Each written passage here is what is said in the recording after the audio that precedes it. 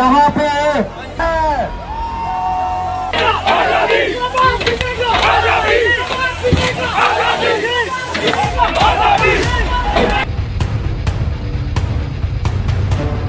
नौ मई को किस तरह हमला किया गया कोर्ट कमांडर हाउस पर और क्या मनाजिर थे, अब इसकी एक वीडियो मंजर आम पे आ गई है। मज़ाक़ोरा वीडियो में आप देखेंगे कि लोगों का एक हजूम है जो मुश्तिल हो चुका है और वो कोर्ट कमांडर हाउस के बाहर खड़ा है। इस दौरान कुछ लोग वहां पर आते हैं और कोर्ट कमांडर हाउस के घर में घुसने की कोशिश करते हैं। बादशाह फिर पूरा का पूरा हजूम ही कोर्ट कमांडर हाउस के घर में घुस जाता है और वहां पर अफरा तफरी फैल जाती है। हर तरफ जलाओ घेराव के मनाजिर हैं और तोड़ फोड़ की जा रही है। अब ये एक नई वीडियो सामने आई है जिसमें साफ साफ चेहरे दिख रहे हैं कि कौन कौन लोग मुलविस थे और कितने लोग कोर्ट कमांडर हाउस के घर में हमला आवर हुए। इन तमाम तर मनाजिर की वीडियो वायरल होने के बाद सोशल मीडिया पर वायरल दिखी जा रही है। हमारी ऐसी ही मजीद वायरल वीडियोस न्यूज अपडेट्स के लिए चैनल को लाजमी सब्सक्राइब कीजिए।